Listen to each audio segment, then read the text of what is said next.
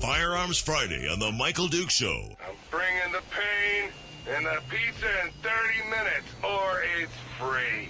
On AM700KBYR, Alaska talks here. The Michael Duke Show, AM700KBYR. It is, in fact, Firearms Friday, your chance to sound off on issues of a 2A nature right here on the big radio program, not just here in America, but also from around the world. And joining me today to talk is firearms expert and pro-firearms lobbyist with the Australia Shooters Union, the Shooters Union of Australia and the Shooters Union of Queensland, is Chris Howard, who is joining us live via Skype from down under. Good morning, sir. How are you? I'm fantastic. Thank you, Michael. Well, thanks for coming on, my friend, tonight, because I know it's really early morning. It's like 2 o'clock in the morning in Australia, so I appreciate you coming in and sticking around with us. So, boy, you guys have been having some very interesting times in Australia lately. I was just informing the listeners, you know, you guys lost access to a lot of your firearms rights in the 90s there in Australia, but it seems like a lot of the citizenry is starting to really push back against your political leaders. Tell us what's going on in the fight for firearms in Australia right now. Well, just last year we had the Adler controversy. There was the importer of the shotgun, 7-round version of a lever-action shotgun. They did a promotional video and they showed just how quickly you could fire this lever-action shotgun. Then the anti-gun crowd got a hold of it and they were like, oh, I can fire 8 shots in 8 seconds. And, you know, it's a clunky old lever-action. Jeez, come on, people. And so then they decided that they would put a temporary ban on importing the 7-shot version of this shotgun. You know, they'd put this temporary ban in place, but we'll let you have the 5-shot version. Okay, not a problem. So the 5-shot version started coming in, and there was a whole heap of debate, big political fights, you know. It just went on, and there was a COAG meeting, Council of Australian Governments, which was early December last year, decided that, no, the 7-shot version of this lever-action shotgun is as dangerous as an AR-15 or an AK-47 or something similar, so we're going to put it in the most restrictive category, and which basically means nobody will have access to it. And, wow. I mean, a lever-action 7-shot shotgun, more dangerous than it just seems like there's a tremendous amount of lunacy going on. I mean, I'm reading story after story about things that are going on in Australia. Gun violence in the cities are up. Criminal organizations there are smuggling guns into the cities and the urban areas. They're manufacturing their own machine guns and everything else. I mean, all these things are on the rise, and it seems like the only people that are really being affected by these gun bans are the average law-abiding Australian. And you're dead right. These anti-gun groups, they don't really care about our gun rights. Of course they don't. So whenever there's some type of machine gun bust, you know, with biker gangs making machine guns or something like that, they try and spin it so that the public thinks that, you know, we need to toughen up our gun laws, because we all know that gun laws only affect one type of person, Michael, and that's the law-abiding citizen. So we've been seeing these busts of, you know, machine gun manufacturing facilities because they're pumping them out. You know, submachine guns coming out, and you know they're already illegal. You can't make something even more illegal, but they're actually trying as well to do that, which is really crazy. Hey, if you don't do it, we really mean it this time. If you don't pay attention, we really mean it. I mean, that's part of the problem with what's going on here is that the leaders refuse to acknowledge that literally criminals, by their very definition, are people who refuse to follow the law. So what does it matter what's going on with them? Yeah, well, they're just control freaks. There's no other way to describe them. They just have a bee in their bonnet. They don't like us. They don't like anybody having guns. And I actually asked one of the gun control advocates on Twitter. I said, so if all private firearms ownership was banned and gun violence still continued, would you then fight to make guns even more illegal? Crickets. Didn't hear anything from him. Nothing at all. Nothing at all. Because they can't answer that question. That's been part of the problem from the very beginning, is that when you point that out, and you point out the fact that in America, for example, that where most of the crime takes place are in the areas with some of the most restrictive gun laws, and yet places that have some of the most lax gun laws in America have very little crime. They just, that doesn't really, it's always about the deception of and the deceiving, and again, the lying. It's what gun control organizations seems to do. When you confront them with the actual facts of the case, they can't really seem to form a cohesive argument. It always goes back to some emotional, well, I feel better when I know that people don't have guns. I mean, that makes no sense whatsoever. Well, we had a Senate inquiry, and the senators that were in favor of gun control actually said, well, the perception is there that people are safer, and that's what really matters. So we're talking perception, perceived. It's all theater. Benefit. It's all theater. Yeah, absolutely. And that's absolutely. that's what we're getting at our airports. It's all security theater. You feel safer, therefore that's what we're really looking for. And really, you feel violated more than anything. Yeah, exactly. Well, and you become, the worst part about those things is you become inculcated. You become inured and kind of just numb to the fact that they're essentially violating your rights to make you safer. And you're swallowing it. It's the same argument with gun control. They're violating your rights to ostensibly make you safer, and yet they're not. I mean, all they're doing is, again, you feel safer, but the truth is you're not. Exactly. But there is some good news to come of this ban. Well, the way that it works in Australia, gun laws are a state issue, and all of the states must pass the legislation to make this shotgun ban a reality.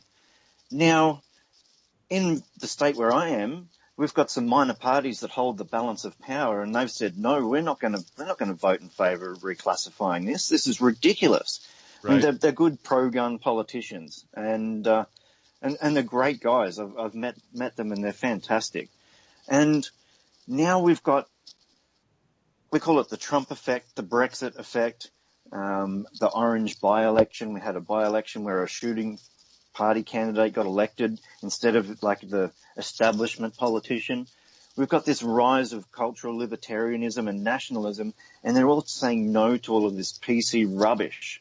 And it's starting to look really good for us, and there's more and more political parties that are getting more and more popular who have really good policy positions on firearms. And so what we've got to do is work with those people and try our darndest to get them elected, because that's where it's won or lost. Right. In that vote, in that element. Well, and you know what? I agree. I think you're seeing it across the country. Now, I think the nationalism and some of the other things, I think there's some positives to it. I do get a little concerned because, again, the emotion can run high in the other direction. But as far as recapturing and reclaiming some of these basic fundamental human rights, which, by the way, the right to self-defense is, recognized going all the way back to the Magna Carta, that this is really a fundamental human right. We have the right and the ability to defend ourselves. It's government's nature to want to try and control that. But obviously, as has been shown, it just can't be done. The only thing you're doing is affecting law-abiding citizens. What we need to do is we need to be able to give people the ability to defend themselves in any given situation, and that will go a long way to making things safer for everyone when it's all said and done. See, here in Australia, we do have the right to self-defense. It is actually in legislation that we can defend ourselves, and we can actually take somebody's life if we feel that our life or the life of our family or family member or somebody is in danger. But we're denied the tools to be able to do it. Women can't even carry pepper spray when they're walking from their, they might finish a night shift at, 1 o'clock in the morning. They can't even have a pepper spray in their purse when they're walking back to their car. It's this whole mentality of everybody's got to be completely disarmed. It's destroying people. It's having a horrible effect, because so many people are just losing out big time. They're getting hurt. They're getting raped. Home invasions are on the increase. It's just completely out of control. So what is the next step there in Australia? I mean, because my fear has always been that, if we get enough support, which I don't see it right now, I see it kind of swinging the other way here in America, thank goodness, through no help of a lot of folks here in this country. But, my biggest fear was that we would see some style of Australian style ban as well, which it just terrifies me. So what is the next step there in Australia for you guys to try and pull your to pull things back towards your side of the fence as far as that goes? Well, Queensland is probably what you'd class as the most rebellious state out of all of them, out of all of the states of Australia. And I'm proud to be a Queenslander. Now, I can see that a lot of these smaller political parties are going to get a lot of sway in Parliament, and people are really starting to see through the gun control ruse. They're over it. And I have a feeling that Queensland will be one of the first states to actually pull away from the National Firearms Agreement. Now, the agreement is just that. It's just a handshake. It's not law until the states put it into place. So any state can just walk away from it at any time. And I've got a feeling if we do the right thing as citizens and get the right people elected, that we're actually going to start to see an easing of these horrible restrictions. And will it be like it ever was? Probably not. Can we make things a little bit better for ourselves? Absolutely. And if we can keep on I keep on saying they take slices of the salami till there's nothing left. We want to get those slices of salami back. Right. And so if we can just have lots of small wins over time, it might take us 20 years, it might take us 30 years, and hopefully by then I'm leaving an AR-15 to my grandchildren. That it'd sure be nice to be able to do that. And of course, you're currently working, within the framework of the law, doing everything you can. You are one of the police, law enforcement authorized, firearms instructors. You're doing everything you can, and it's what you do with the Shooters Union, right? Is to try and continue to push these kind of ideas across all your different states in Australia. Yeah, well. Shooters Union is growing at an exponential rate. It's absolutely fantastic. The level of support that we're getting, and not just from gun owners, but also industry groups. So, gun manufacturers and whatnot. We're actually starting to see all of the groups, manufacturers, industry, all working together, trying to get a really good outcome. And it just keeps on growing and getting bigger, Michael. It's absolutely fantastic to see.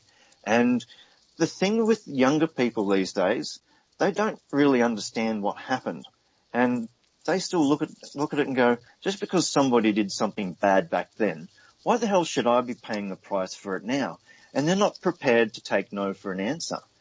Right. The millennials, they're like, no, you can't tell me what to do. Right. And so they're rebelling big time. Well, and I think it's what we're seeing across America, is that you have the same kind of thing here, that same millennial generation that at least has enough accurate thought to say, I didn't do this. Nobody that I know has done this. Why are you punishing me for the actions of people for things that happened 30 and 40 years ago? Yeah, and good on them. And so they should.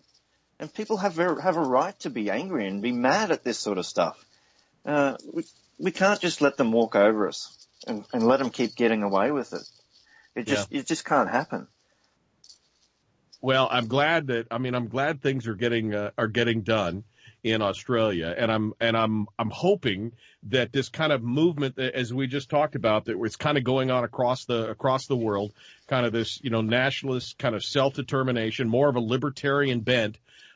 In lots of different places, parts of Europe and in Australia and of course here in the U.S. continues, because we need more people who are more determined to do for themselves instead of waiting for Uncle Sugar or the government or whoever to come in and do it, because it's just not working. So yeah. I mean that's the bottom line. It's just not working. As we pointed out. I saw just another article the other day, another bust in Sydney, like you said, of not just one or two guys with guns, but I mean where they've got like little factories in these urban areas where they're setting up and manufacturing guns. I mean, they're obviously simplistic, but they're machining machine guns in the urban areas of Australia. That's crazy. And here they are worried about people 3D printing them. They don't need to 3D print them. You can go to the hardware store and go and build one yourself. You don't need a 3D printer. Yeah. You know, so the one thing that I really like at the moment is all of these gun control groups and all these people that are pushing against us. They're just adding fuel to the anti-establishment fire, and it's just people are just rebelling harder. And I just feel it makes you feel warm and fuzzy on the inside, knowing that. It's great. I got that warm, fuzzy feeling about everything that's going on. Well, Chris Howard with the Australia Shooters Union, we appreciate you coming on. We hope you continue to fight the fight. If we can do anything to bring any kind of exposure to what you guys got going on down there, we're happy to do it. As always, I appreciate you checking in on Firearms Friday. Good luck to you, my friend. Stay strong down there. Thank you very much, Michael. Pleasure to be on your show. It's always good to talk with you. Thank you so much. The Michael Duke Show continues. We got more coming up.